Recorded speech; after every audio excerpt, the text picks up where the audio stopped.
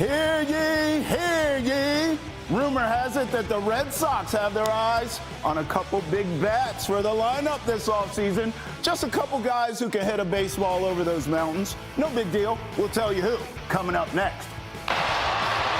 He collects, angles to the right circle, now to the middle, slows, backhand, scores!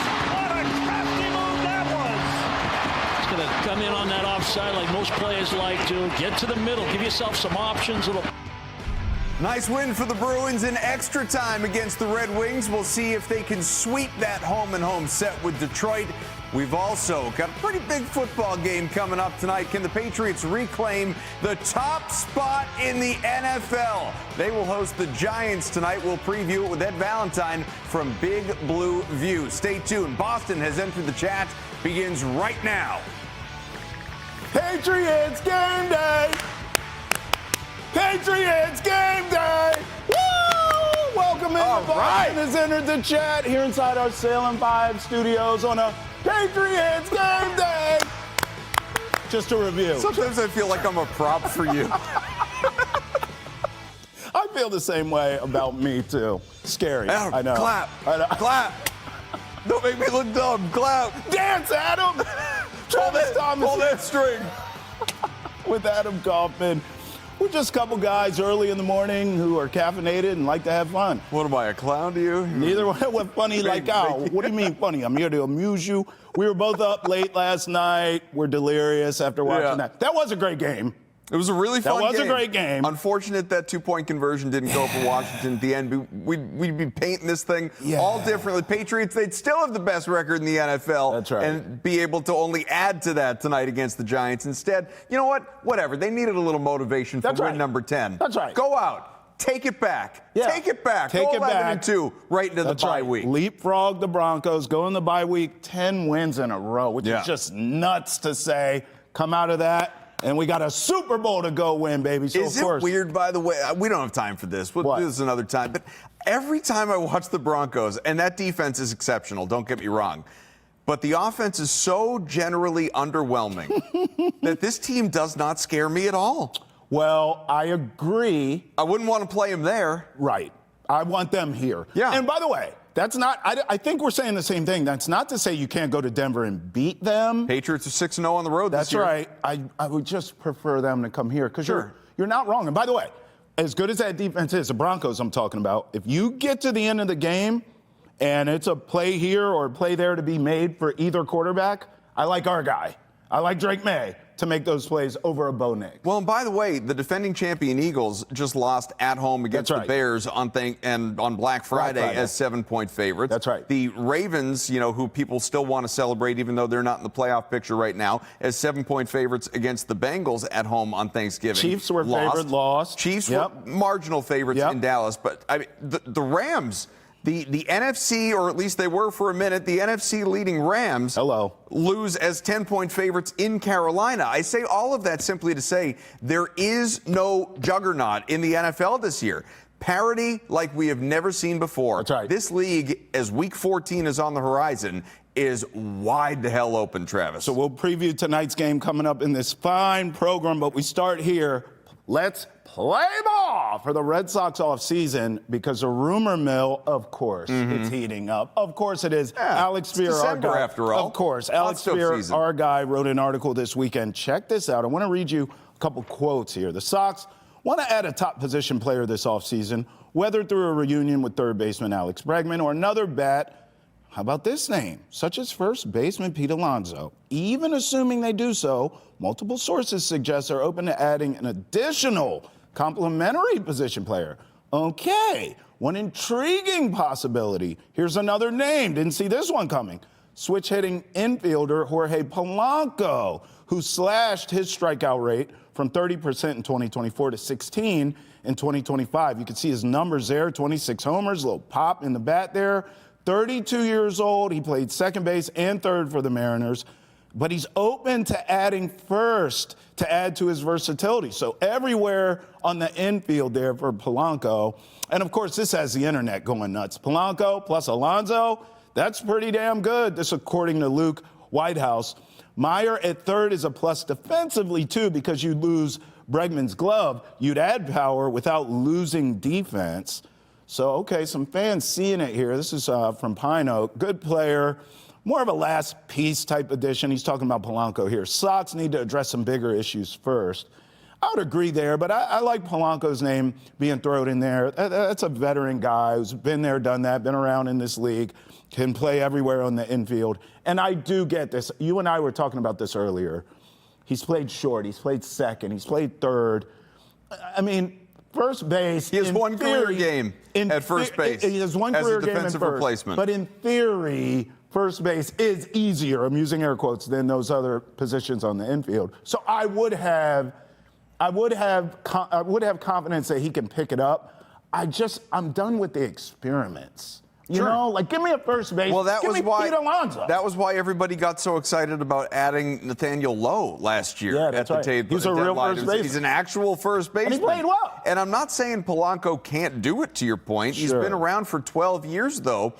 And basically 1,000 games, regular season and playoffs combined, and he has one career game at first base, again, as a defensive replacement. It's not good. He wasn't even out there for a full inning. I'm getting choked up just thinking about it. Not good. So Polanco, I agree with the last tweet, kind of a last piece type addition.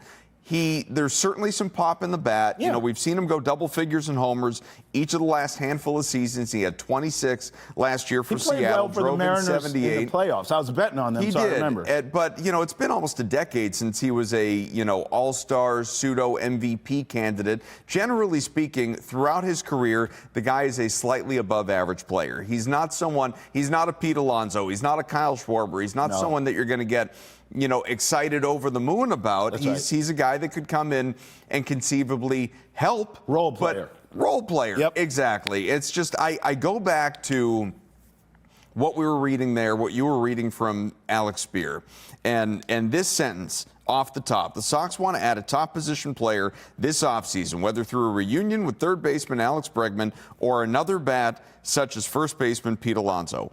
Or another bat.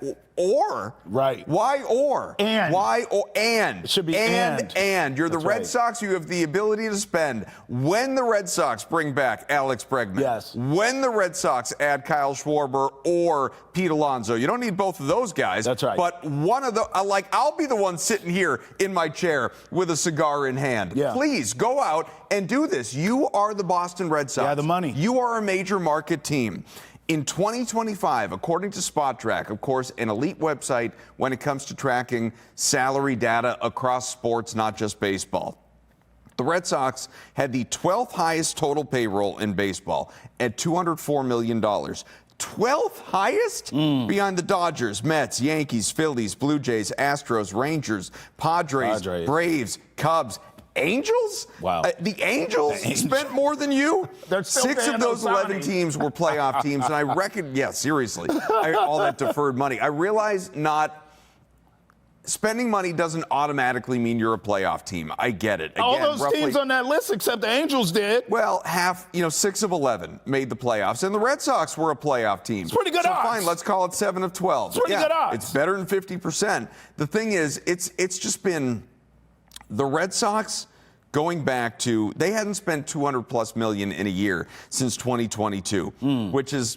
problematic to me. But you go back to 2019, where the Red Sox were number 1 in baseball at $229 million. They were consistently in Major League Baseball's top 5 in spending for several years prior to that, whether it was second, third, fifth, whatever, consistently in the top 5. 12th in 2025, it's not enough for this market in a sport that does not have a salary cap. That's right. It's not enough. It's not enough. Especially if Craig Breslow is going to talk a big game. That's right. We also watched the deficiencies with this team in the postseason. Yeah. Everything we want this offseason is because we just watched this team come up short with it. You need a number 2 starter. You need a number 2 starter. Sorry, Sonny Gray, an actual number 2 starter. Well, even, by the way. You need a power bat in the middle of the lineup. You need a couple. At least one. But let's go back to Sonny Gray even as we talk money, okay?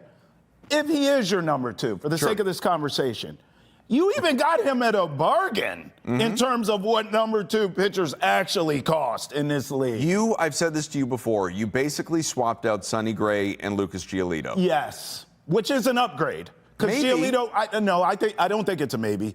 And I'll tell you why. Giolito was, other than some injuries, we're not going to gloss over that. And Gray is durable. I get Yes. it. But Giolito, when he was on the field last year, and I know he wasn't in the playoffs, but when he was on the field last year, from June through the end of the regular season, that guy was pitching like a number one for some teams. I needed him in the Bronx. Because it has Garrett Crochet. I needed him in the Bronx. He wasn't there. The best ability is availability. Okay. Gray gives you that. But he had an ERA down in the low threes. And no doubt. Gray gave you an ERA in the fours. Not enough. Not enough. Turn it around. I guess my point is, Sonny Gray's contract is a bargain, okay? So you have the money to go get to your point. Get Bregman and Alonso or whoever's. You have to add 2 bats here because we just watched you come up short. If you had another starting pitcher in that rotation, you beat the Yankees. If you had a couple more bats in the lineup and you were healthy, you could slug with the Blue Jays, who we watched slug their way to a World Series and damn near win it. Should've. So the Sox are not far off. It's not just you need to spend the money, you have the money. You're right there. We're not asking you to rebuild here. You're right there on the cusp of a potential World Series. You got to get over that hump. 617-790-0928. Call us. Get in here. We'll talk Patriots with you. We'll talk Red Sox with you. We'll talk whatever you want. Call us. Here's our guy, Pete in Connecticut. This is not Pete Alonso. You I was sure? hoping it was. Are you sure? Yeah, I checked the voice. It's not him. Pete in Connecticut wants to talk to us about the Sox offseason. Take a listen. Yes, I'm calling about a suggestion on signing Bregman and a number 2 starter. They went far with Bregman injured 43 games and Roman Anthony injured the last month. So you don't need Alonso or Schwarber. Just the starting pitcher and sign Bregman, and you could go very far, if not win the World Series, if you get a number 2 pitcher because you got the bats for the full season. Thank you. My name's Pete. I'm from Waterbury, Connecticut. Have a good day. See, I told you. Well, I told you. Well, wasn't Pete Alonso. No, but here's the thing. Pete's actually Pete Alonso Jr. Oh. So it could have been his dad. Oh. That's what I was thinking until he said you don't need Pete Alonso. No. Dad's not calling in and saying Dad's not going to do that. No. Look, here's the deal. Kid. I'm guessing Pete, I wish he put a name on the number 2 starter. Like, do you want Hunter Green? Who are you thinking here? Joe Ryan. Joe Ryan. Like, Pete's essentially saying Sonny Gray, Alex Bregman, and a number 2 pitcher to be named later is your off season. And he thinks that's enough because he'll be a healthy team. I don't know if I completely agree for a few reasons. I do think you need depth, but I don't think in such a long season that baseball is, I don't know if it's a good bet to bet on everyone being healthy. Like, sometimes championship teams get lucky with that, and the baseball gods bless you. We've seen that with Red Sox teams. No one gets hurt. You have the talent. You go straight through. Usually, guys are in and out of the lineup. Guys get hurt. I don't know if you can bank on health just being there for you, and all of a sudden you're in the World Series. I do think you need more bats here, Pete. That's where I'm at. I want to be abundantly clear about that. Oh, boy, here we go. Can I take it over here? Oh, I want to be abundantly clear Lord about have this. mercy. If the Red Sox offseason is signing Sonny Gray, oh boy, re-signing Alex Bregman, and getting Roman Anthony healthy, you have had a train wreck of an offseason. Train wreck? Not enough. Yes. That's not a train wreck. Train wreck. You didn't improve. You didn't improve. If that's your offseason, you didn't improve. You got yourselves right back to level. I don't know if look, I don't think it's enough. Good. I wouldn't call it a train wreck. Let's ask Lou. He'd Wednesday. call it a train wreck. Let's ask Lou on Wednesday. Can we cut that and we'll play it for Lou? Let's play it for Lou and see if he agrees or disagrees. I bet he's going to agree. He will agree. Train wreck. I don't think it's a train wreck. I don't think it's However, I don't believe that's going to be the case. I don't believe it's going to happen, so I'm not worried about it. So I just to put that out there as well, I'm not going to call them out for something they haven't done, which is sit on their hands and just add Sonny Gray and just bring back. You need to do more, though. You have to do more than that. I tell you what. Let's go with your train wreck scenario, okay? I think if they come out and they say, this is the offseason, it was, and you talk numbers with us. This was a market value, blah, blah, blah, okay? and then you say the words, hey, we feel as though this can get us over the hump, but we will reevaluate at the trade deadline. No. And we, unlike years past, will be aggressive at the deadline if we feel as though a couple weeks ago said we need a number 2 starter. We need a power bat in the middle of the lineup. Don't say it if you're not going to do it. That could be Sonny Gray and Alex Bregman. Bregman's not a power bat. That's how they could see it. You know who Nobody sees it. Bregman doesn't see that. You know who I want. Alex Bregman doesn't think he's a power bat in the middle of the lineup. I'm playing fantasy baseball with this team. I want all the bats and all the arms. But I could see the Sox trade for Shohei? Oh, well. What are we giving up? You said you're playing fantasy. You're giving up everybody to get Shohei. Take them all. But listen, I think the Sox, it just depends how the Sox see this. They could see that as, hey, we got our number 2. Hey, we have the power in the lineup. We're good. I don't think that's the case, though. And it sounds like that's what Pete wants. Pete said, go get a number 2 and re-sign Bregman, and we'll get healthy and we'll be fine. I don't know. Pete wants a train wreck. 617-790-0928. When we come back, what's trending in the world of sports? Big win for the Celtics and Bill Belichick at UNC. Remember, Boston has entered the chat every Monday through Friday, 8 a.m. on NESN, 9 a.m. right here on NESN Nation. Roll with us. Welcome back to Boston has entered the chat. Time now for what's trending in the world of sports. You got to go in the horizon. I was getting worried you were rushing into that. Sports. Slow it down. Got to slow it down just a little bit. Know what I mean? Paint the picture. It's your thing. Hey, Bill Belichick in UNC. Things are not going well. Another weekend of UNC getting smoked, this time by their rival, NC State. 3 straight in-state losses to wrap up the year. You're getting Wake rocked. Forest, Duke, NC State. These are not competitive games. Season's over. Literally, not over, like, oh, they can't. No, it's over. 42, not bowl eligible. 42-19 was the score this weekend at NC State. Like, you are getting blown out. And now this happens. When it rains, it pours. Eli Rickle, a player for the Tar Heels. I am decommitting from North Carolina. I am decommitting from North Carolina and reopening my recruitment. So he was going to go with Bill, and then he said, you know what? U-turn. Chris Culliver, I would like to thank each and every fan here. You supported me when things weren't going so well. Very grateful for y'all. With that being said, I'm out. I'm planning on entering the transfer portal. Thank you, UNC, for everything, except Jordan Hudson, who last seen, I believe, was pumping gas in a really expensive SUV. Yeah, her new $100,000 car right there in her cheer outfit. It is a nice car. Coming from club practice.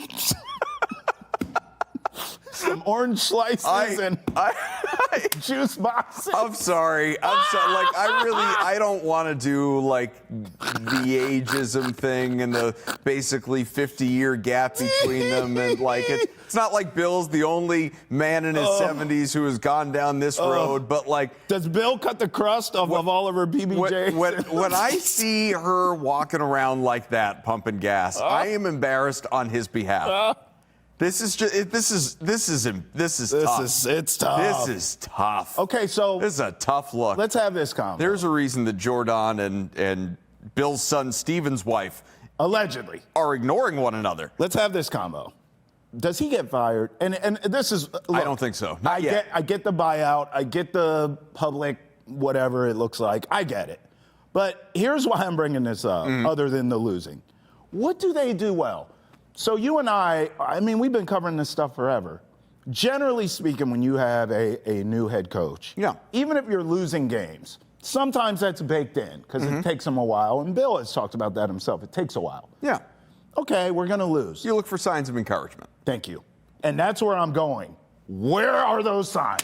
It's nowhere. What do they do well? More double-digit losses this year than total wins. They don't play defense. Their offense ain't worth a shack. I mean, late game, you don't even get to see Bill manage the clock because they're getting smoked so bad. The game's over.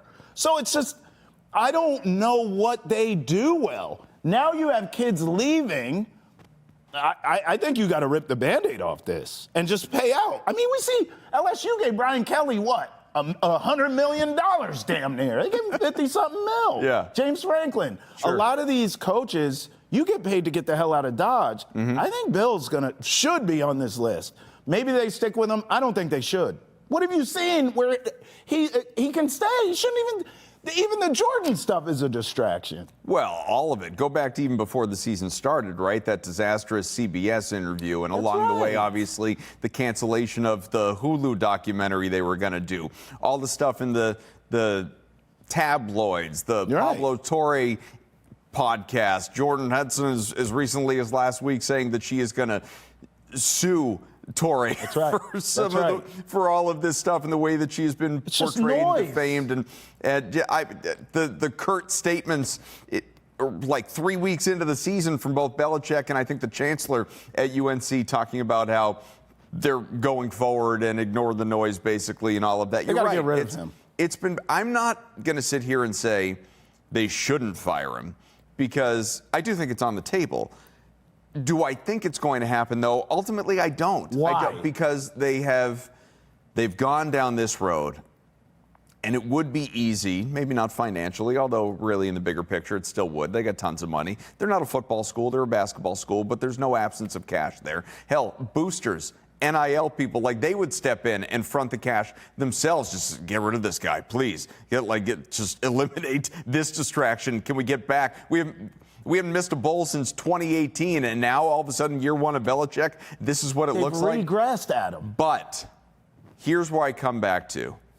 According to everything that I was reading, and I'm not going to pretend to know a lot about this stuff, but I know how to Google, and looking at some of these articles about the 2026 recruiting classes in all of college football next year, unless there's this run of guys decommitting and changing their minds like this, Rickle dude, they right now, UNC, the Tar Heels are inside the top 20, right around number 17 in recruiting classes in all of college football for next year. And they've got a number, I think 11 or 12 four-star recruits, no five-star guys, but a bunch of four-star recruits. Belichick, in terms of at least the initial excitement of, oh my God, I want to play for Bill, this 6-time Super Bowl winner in the NFL, 8-time winner if you include his rings with the Giants. Sure. People were lining up to play for him. And so if this group comes in and is impactful, 4-8's going to flip to 8-4. Oh, no, it's not. Look, a lot of times those recruiting classes take a while to develop and marinate.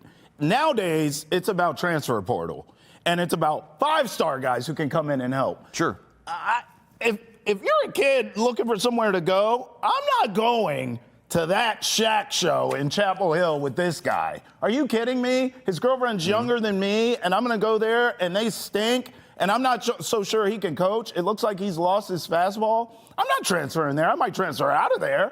I'm not going to UNC. And this recruiting class you're talking about, that takes time. He may not even be there for those damn recruits. At this rate, he might be fired. He might. I don't think they're going to do it. I think he's going to be around. 617-790-0928. If you want to weigh in on Bill Belichick and the mess that is Chapel Bill, get in here. How about the Celtics? Big win over the Cavs. Huge. Dare I say this was the biggest win of the season? Is that fair to say? 117-115 I think on the road. Detroit one was bigger, actually. Okay. Yeah, but the point being, they've had a couple of really good wins lately. They definitely have. All right, the Bonses on 3. I love that handle. We are literally one Jason Tatum away from being the first seed, and a lot of these small problems Tatum will help fix, like rebounding, making some clutch shots in the end of games when we need him to, and just his basketball gravity. I think that's a well-said tweet, although I stand by, I don't think we're going to see Tatum.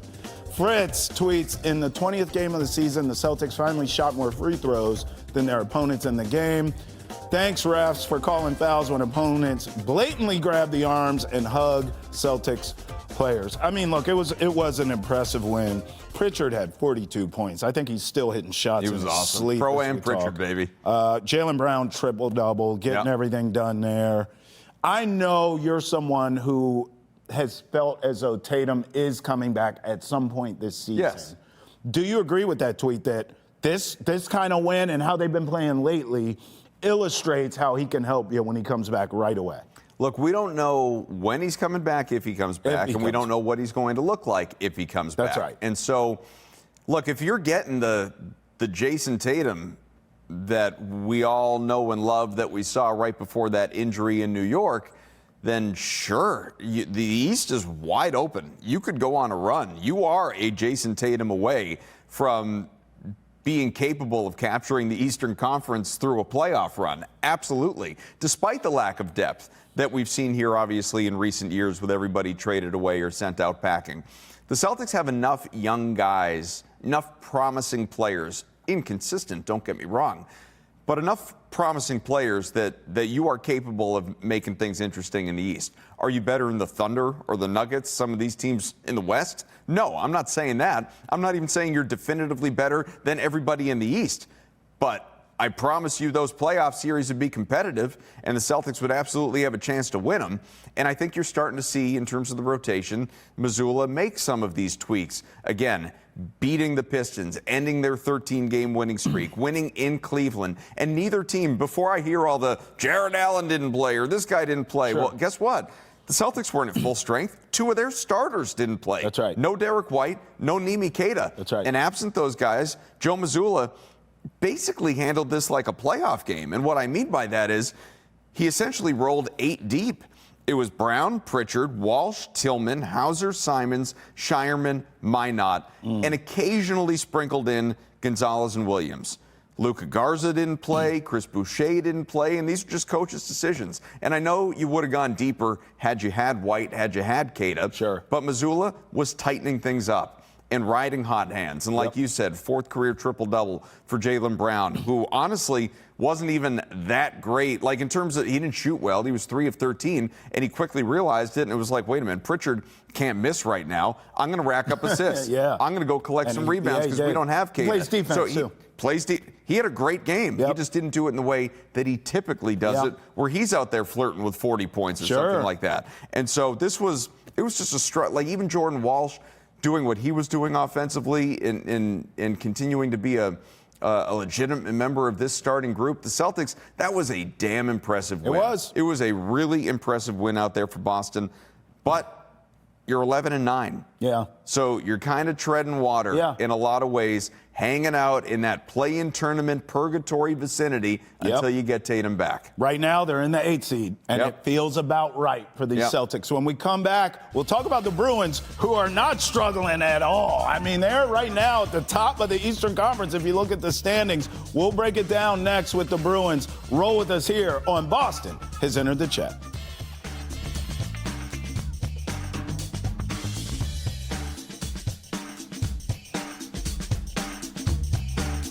We'll get to your goals, but just how big of a win is that for you guys to bounce back and get a big divisional win?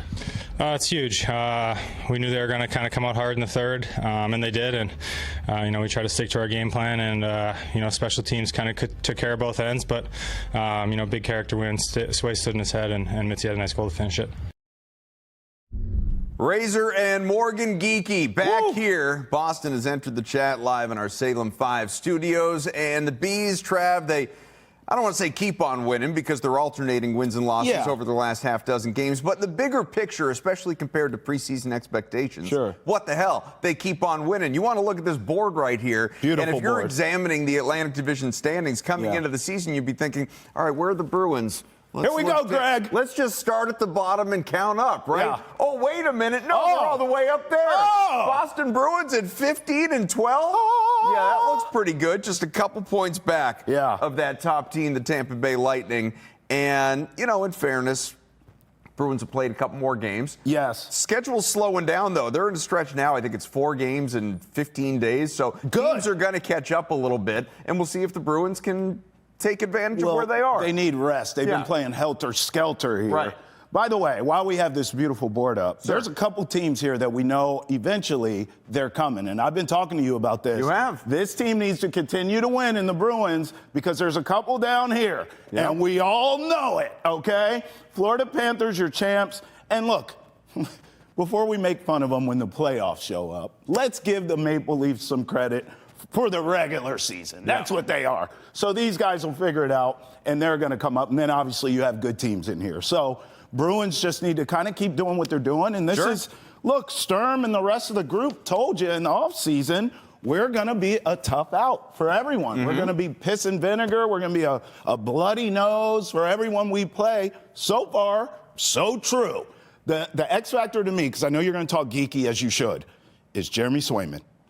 If Jeremy, we say this all the time, especially since he got paid. If Jeremy Swayman can be consistent, watch out.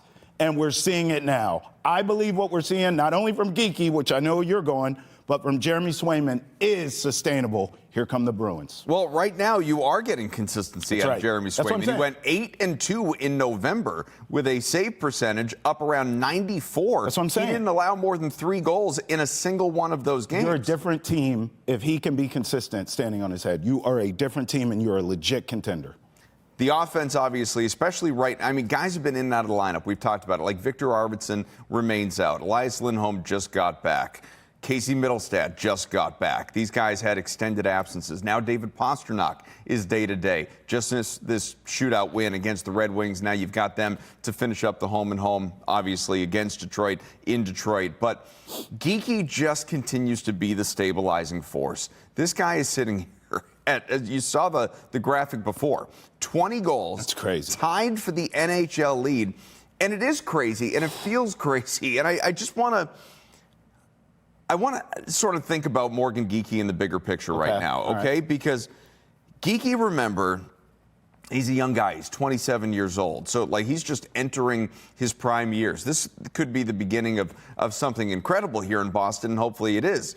And guys emerge. You think back, you mentioned the Florida Panthers. Sure. How about Brad Marchand, who we love around here? Of course. Marchand, when he came up from Providence, he was a 4th liner on that Stanley Cup winning team in 2011, eventually, obviously, elevates to being a top 6 forward, to being a top liner alongside Patrice Bergeron all those years, and a captain of this team and all of it. I'm not saying Geekie's going to be Marchand, but you just think about guys come from a certain point. He was with Seattle, the Kraken, and averages 11 minutes of ice time per game. Comes to Boston, utilized in a completely different way. And we see 17 goals in his first year a couple of years ago. Last year, the 33, a career high. Shoots 22%. There's no way this guy is going to replicate that. Oh, wait.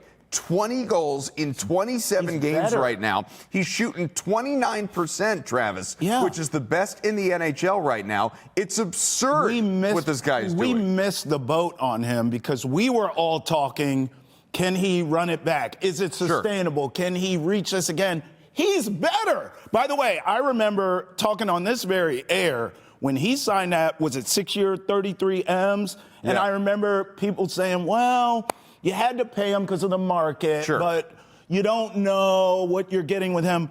Now, that contract looks like a bargain from where I'm sitting. Without a doubt. So, listen, this is one of the best players in all of hockey, and it's one of the reasons why the Bruins are where they are. The fans love Geekie, obviously, so, we always enjoy when they weigh in. Let's hear a little bit more from Morgan, and then I want to keep going, just kind of where it's shaping up, this place in Bruins history already for Morgan Geekie. Just try to find the right spots. Both goals tonight don't happen without Lindy the first one, and then Mitzi on the second. So just try to be in the right spots for those guys to see me, and hopefully good things will happen. And lately they've been finding me, so I just try to put the puck on net. Morgan, can you practice those redirections? Honestly, not a lot. I had a couple high tips, it seems like, last couple games, but I've done a few. I'm more of the shooter in that aspect, it seems, but it just seemed to be the right spot at the right time and try to get a piece on it. Did you bunt a lot in your baseball career? No, I actually hate bunting, so probably swung and missed more than I did, but I don't know. Right place, right time. I think just try to be an athlete. Don't overthink it too much. Is there pride in scoring those dirty type goals because it's not a snipe, because it's not something you would practice necessarily, but hey, you're the beneficiary of being right place, right time? Yeah, I think, that's a skill I've tried to develop, over the last couple of years, and I think it's important to try and find those quiet spots and tendencies that, guys you play with have, and I think, I've just tried to do a good job of trying to learn the guys that I play with. From Seamus. Seamus. Playing with Pastrnak obviously helps, but these two games have made it pretty clear. Morgan Geekie Yes. is a star in his own right. Yes. Hashtag NHL Bruins. Absolutely. So, I mean, Marco Sturm, if we had heard from him, he had a comment after the game saying, Geekie just wants to be that guy. He wants to be that guy. He's him. So he right now is pacing. I'm not saying he's going to get there, but he's pacing for 61 goals this season. There are only a few times in Bruins history that we have seen a 60-goal output, including just a few years ago when David Pastrnak got to that number. Now, it's a 12 times in Bruins history there have been 50-plus goal scorers, but it's a handful of guys. Phil Esposito, back in the 70s, hell, he had a 70-plus goal season a couple of times. But Esposito, Pastrnak, Cam Neely, of course, Rick Middleton, Johnny Busick, Ken Hodge. If Morgan Geekie is a 50-plus goal scorer in a Bruins uniform and enters that company, do you think he is one of those guys that we're going to remember as being part of this list as the years go on? Or is this, I don't know, a moment in time? Like lightning in a bottle. I think he's going to be someone we remember, and here's why. And I think I alluded to this before we heard the soundbite. He's here. I mean, this isn't a contract year now. Sure. This isn't he's already wrapped up. He's here for 6 years. And he's getting better. So I think he's going to earn his way on that list in that rarefied air you just brought up. Incredible stuff. Incredible stuff out of Morgan Geekie of late. And again, the Bruins, they are going to be back at it in Detroit tomorrow, trying to make it 2 in a row. Haven't seen 2 in a row in a little bit. It's been a while. Let's try and make that happen. The Patriots, they're going for 10 in a row? Woo! 10 in a row? We're going to get the New York Giants perspective. Ed Valentine, Big Blue View, is going to join us when we come on back to preview Pats Giants Monday Night Football. Pretty big football game tonight. It is the Patriots against the Giants in Foxborough to wrap up Week 13. The Patriots going for a 10th straight win. The Giants trying to avoid a 7th straight loss. What could go wrong, right? Back with Trav, I am Adam. Ed Valentine joins us. Big Blue View does a great job covering New York, has for a good long while. Ed, welcome to the program. It's good to see you. Hey, thanks for having me, guys. So, you know, we got a 7.5 point spread. I don't want to dive into all things Vegas with you, but I'll tell you, for anyone out there that does bet, interesting, sort of chaotic week in the NFL. You had a lot of underdogs either keeping games close, covering the number, or winning outright. Is this going to be another case where the Giants maybe surprise the Patriots a little bit and, at the very least, if they don't win, hang around? Are we trying to give Giants fans hope here? Isn't it too late not for that? Not on this audience, we're not, but trying to keep it realistic anyway. Well, look, it's interesting. I mean, the Giants were 13.5-point underdogs to the Lions a few days ago. Yeah. So, you know, I'm not sure Jackson Dart makes that much difference. But the weird part about it is the Giants are 2-10. Their defensive coordinator just got fired, okay, because the Giants have blown 5 double-digit leads this year already. And the problem with that is, or the part about that is that's so weird, is they have to be good enough to get those leads. You know, you have to be good enough to get those leads to blow them. So they're just a weird 2-10 team because they should be better than this. Ed, I feel like I had a sigh of relief when I saw it was Jackson Dart. and here's what I mean. You know, I thought this team is kind of fun with the Jameis Winston.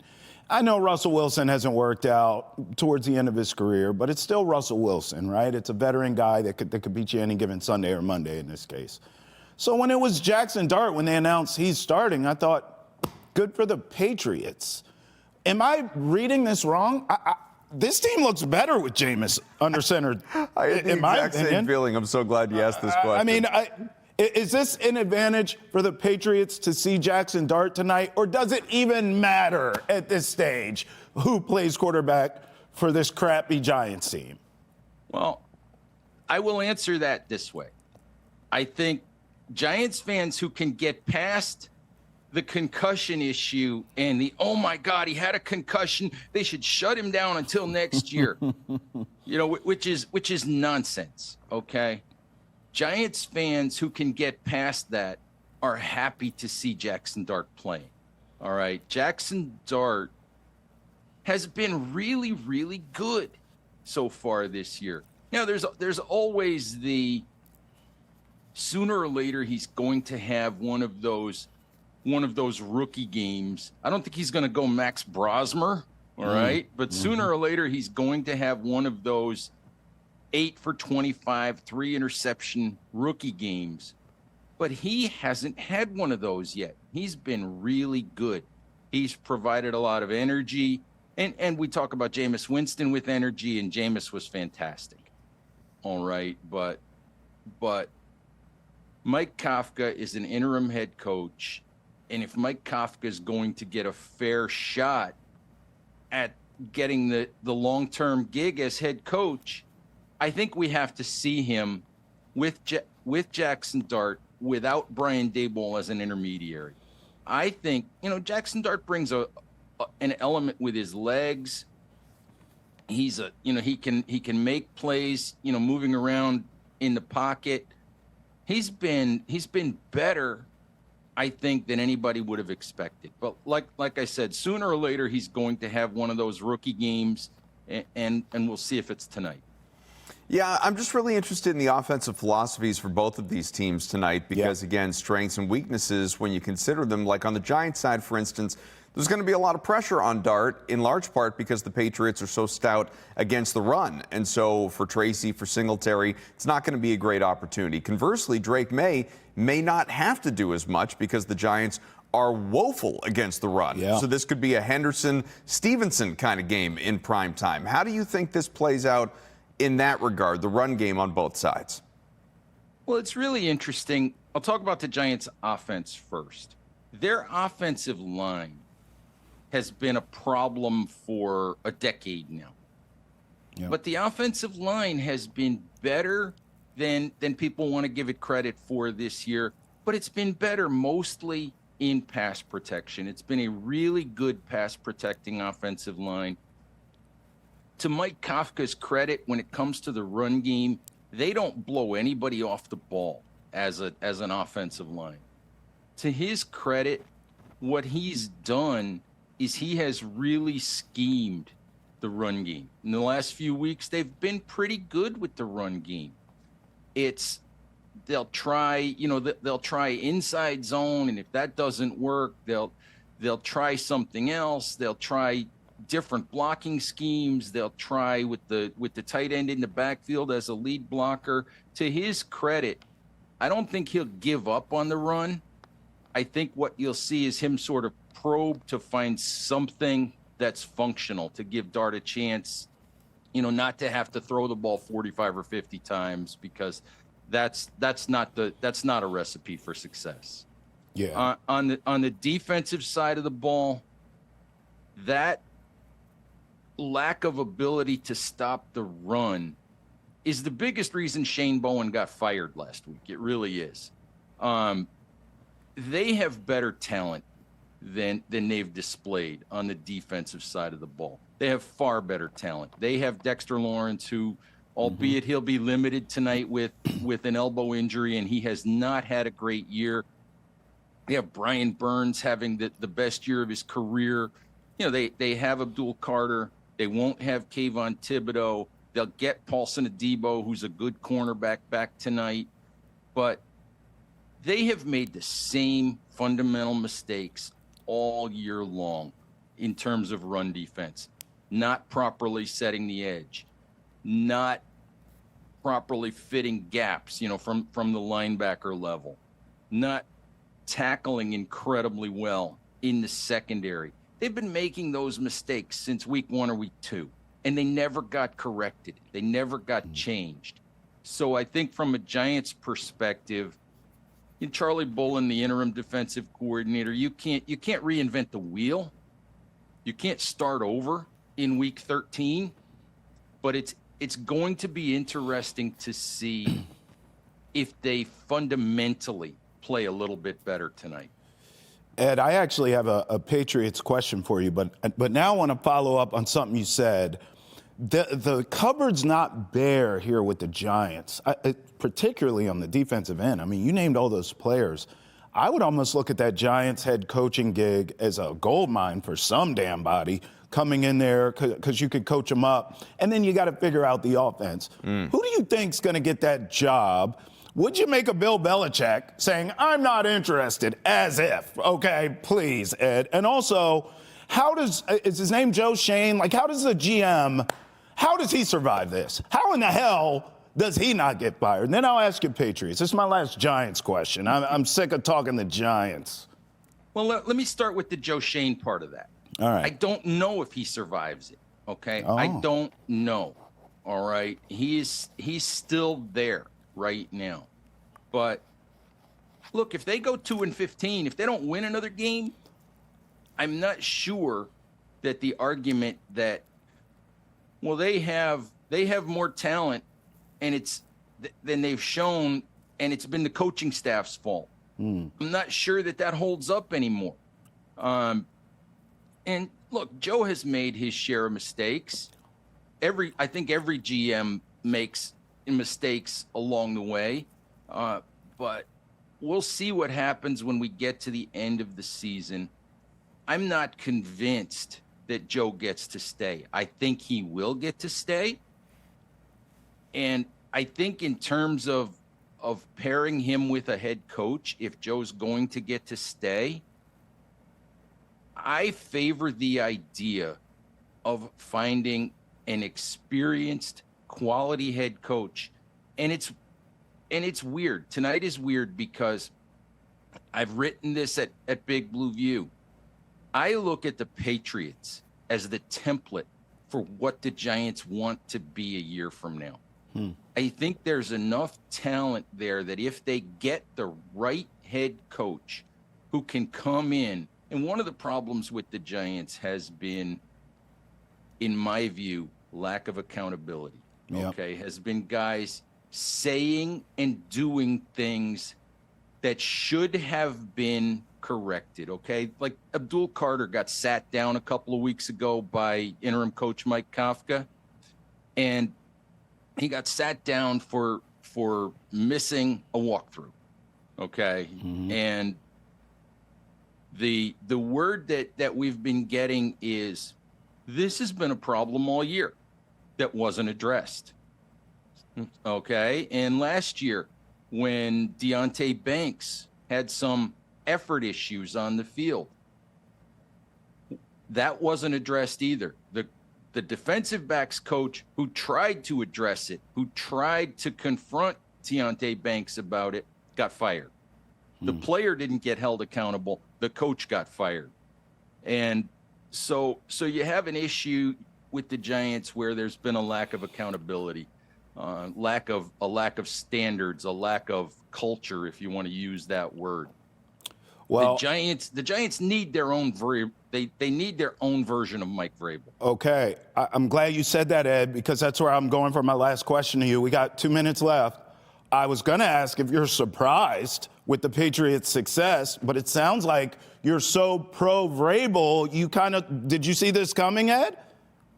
Maybe not this year at this level, but with Mike Vrabel, absolutely. And Giants fans always scream about, oh, why didn't the Giants get Vrabel? Well, if Mike Vrabel was going to coach in 2025, he was always going to go to the Patriots. He was always going to New England. But what the Giants need, in my view, is not an offensive mind, not a defensive mind. They need a culture setter. They need a guy who, if you screw up, he's going to hold your feet to the fire. That's what they need. I don't know who that guy is at this point. I don't know who it is, but that's what they need. I'm not, like I said, I'm surprised in New England that it's happened this quickly, but they have their quarterback, they have their coach. And when you have those two things, the rest of it tends to fall into place. Ed, before we let you go, how about a prediction for tonight's game?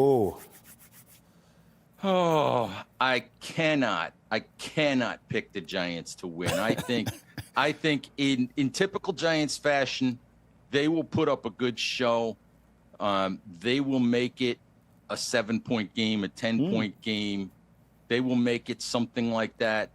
You know, they'll have an opportunity, but but I can't pick the Giants to win. So I'll pick the Patriots to win a pretty competitive game. I like that. I'm going 26-20, Pats.